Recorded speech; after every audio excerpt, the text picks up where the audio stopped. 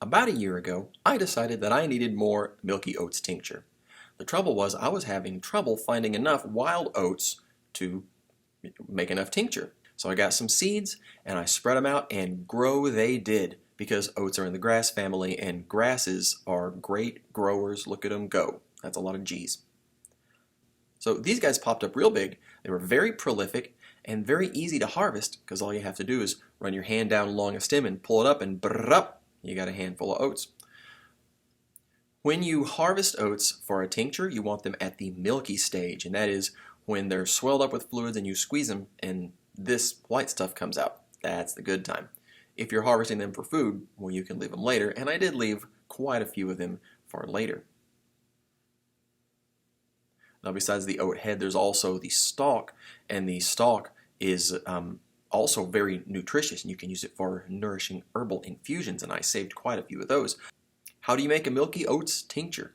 Well, since a lot of the goodness is inside of the hull, what I like to do is just put it in a blender with alcohol, just sort of a middle-of-the-road alcohol proof, something around a vodka. Blend that sucker up, and you're going to want to let it sit. Don't forget to label it so that you remember what it is. A few weeks later, depending on how long you feel comfortable letting it sit, strain it out and rebottle it.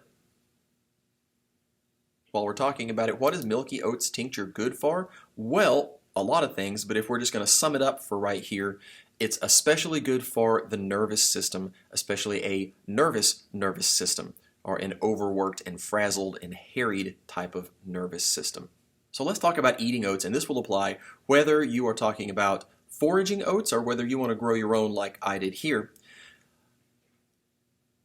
With oats or any other grain, really, you want to get the hull off of the grain. And with some, that's easier than others. With some, you can just rub it between your hands and get the hull off.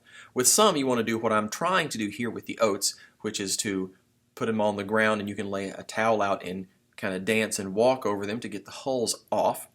And then you can winnow that grain, which is to get a handful and sprinkle it down from your hand into the bowl, or from one bowl into another bowl, with enough wind that it carries the chaff, or the undesirable parts, away, and lets the goodness, the grain itself, fall down to the next bowl. And that's what I was trying to do here, but oats are very tenacious in how they hang on. I could have bought a very expensive machine to hull the oats, but I didn't want to do that. I tried to run them through an oat mill first and then see if I could winnow the chaff off, but that didn't really work. It just smashed the hull up against the oat that I wanted to eat. So what I ended up doing was going with a foraging classic, which is just throw it all in a blender. This will turn the oat into an oat flour, and the hulls, well, if you have an amazing blender and a lot of patience, you might be able to turn the oat hulls into a flour right along with it, and then you can eat it just with extra fiber. But most likely what you're going to have is oat flour and lots of hull chunks, which you can still eat, but they're less fun.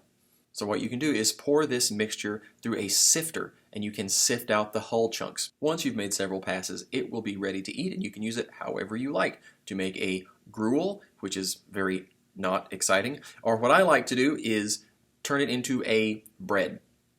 But let's circle back to those wild oats, because we do a lot of foraging here, and maybe you want to forage the oats instead of farming them. Wild oats look a lot like tame oats. They also look a lot like a bunch of other grasses. Some of the key features here are that the grain heads will bend over with their weight. They are pendulous. They hang down and they will sway in the wind. And you can see they have sort of a two-pronged appearance here, where the outer hull kind of splits open at the end like a little beak, or like two little fingers. Mostly with grasses, you're not worried about poisons or poisonous lookalikes. There are a few poisonous grasses, especially if you get outside of the United States. I think there are some in Africa and such. But generally, grasses as a plant family use mechanical deterrents. They have little jagged chunks of silica all along their body at the microscopic level, and that's why grass cuts hurt so much. So that's usually their strategy to protect themselves rather than toxins. But if you get a hold of some grass and it's bitter, go ahead and get rid of that. Or if the grain head has purple on it, or if the stalk has purple, that's going to be a fungal infection, and you don't want to eat that because there are some nasty side effects for those. So only harvest from healthy plants because you are what you eat, and if you eat unhealthy, you become unhealthy. I think that'll wrap it up for now. I will see you in another video. Be sure and head on over to Patreon and throw money at me, or go to Teespring and buy a t-shirt or a foraging bag. You won't regret it. I don't know. You might regret it. Who knows? Bye.